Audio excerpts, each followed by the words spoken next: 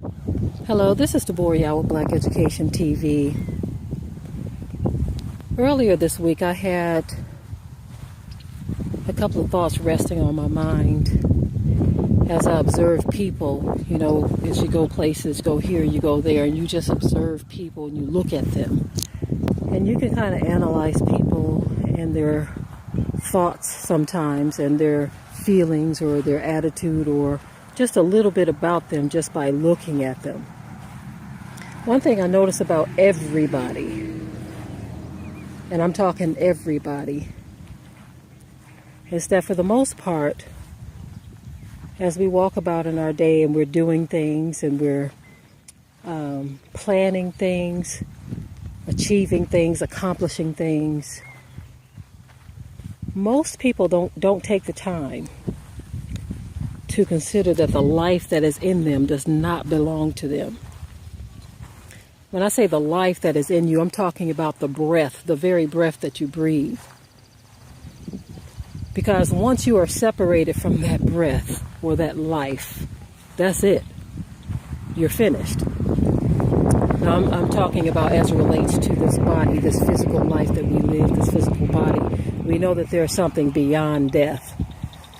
I know some people don't believe in that, but whether you believe it or not, it is what it is. But for the most part, most of us, we go about in our lives and we don't consider that the breath or the life that we have does not belong to us. And that is actually a gift. This gift that has been given to all of us that exist on this earth today. Doesn't care what color you are, how much money you have, where you live. The scripture says that Yah reigns on the just and the unjust. You see, this is why you have people living all over this planet with various types of existences. Some good, some bad, some rough, some smooth. But the one thing we all have in common is that this life that we have, this breath that we breathe, is borrowed.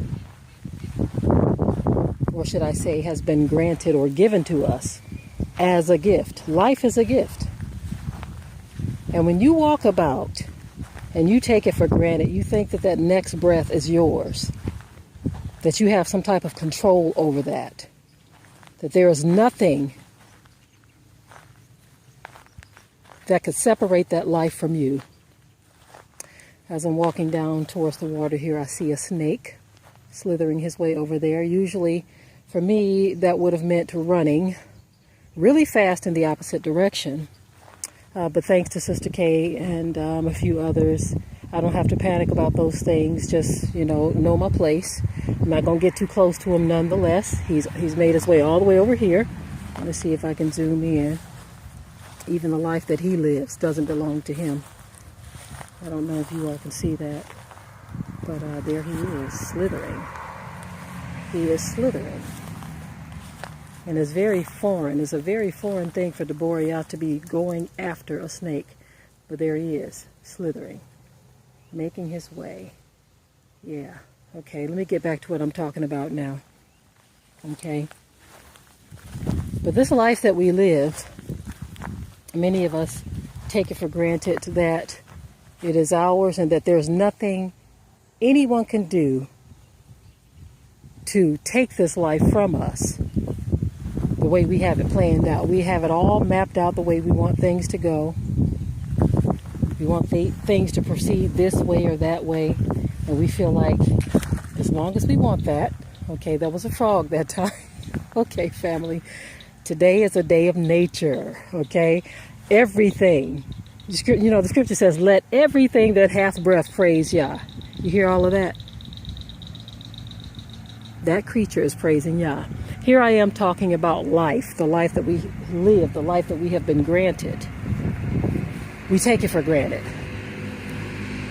The life that we have been given, we take it for granted.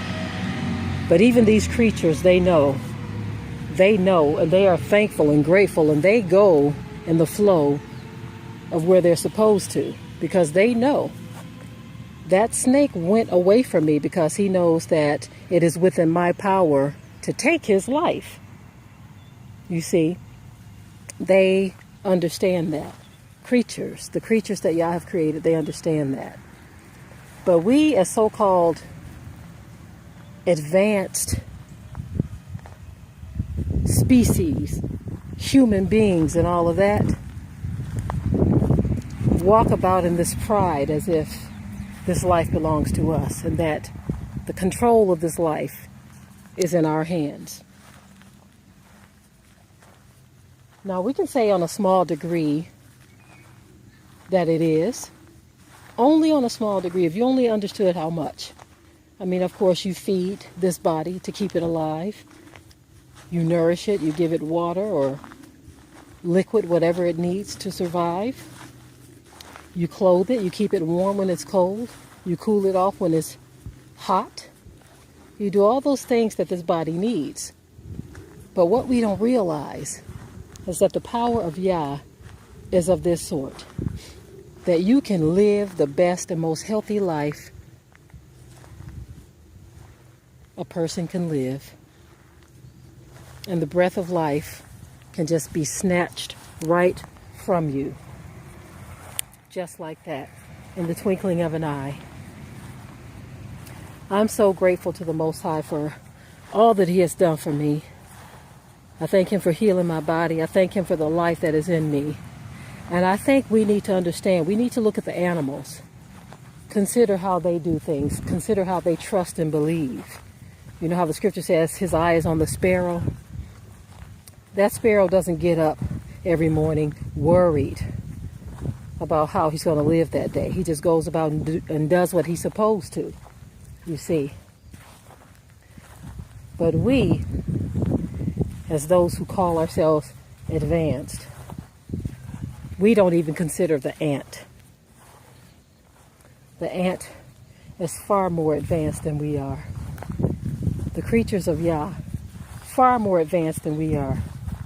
We have been given dominion over them, but they are far more advanced in terms of being in tune with the order of Yah.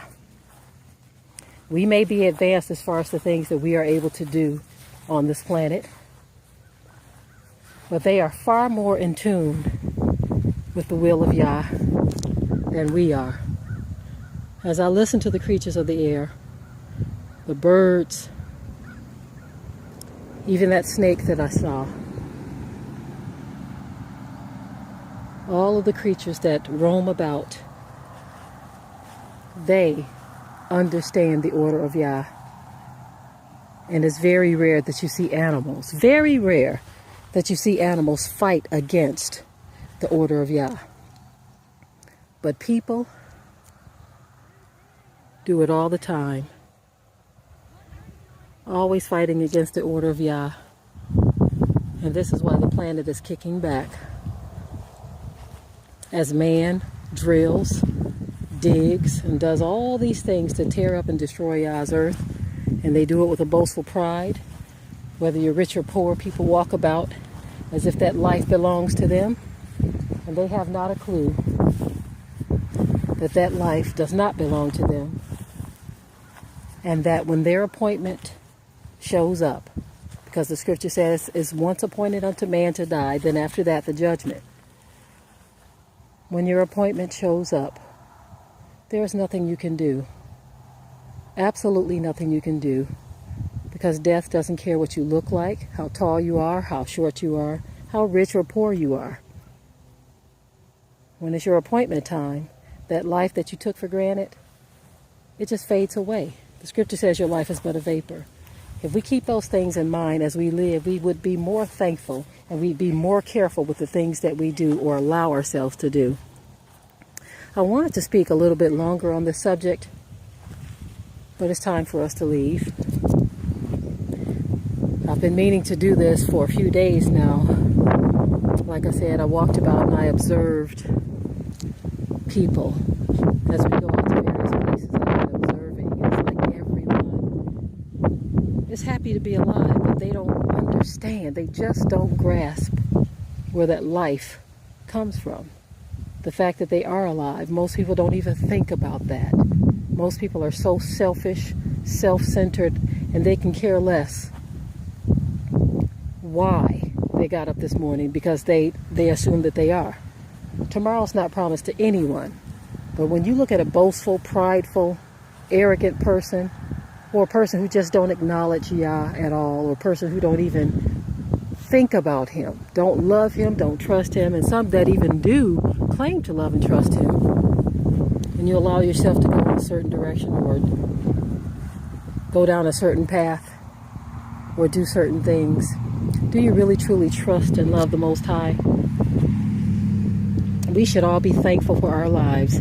Everyone under the sound of my voice. You didn't get here on your own. I know you think your being here is a result of just your parents coming together. No, it's far more to it than that. Your lights can be turned out by the same one who turned them on. Whether you're rich, poor, black, white, Asian, Latino, whether you're a monkey or an ape, a snake or a fish, a bird or a frog. The breath of life comes from the Most High Yah. I'm just saying that includes you too. And I'm going to close on this note. Let everything that hath breath praise Yah. Shalom, family.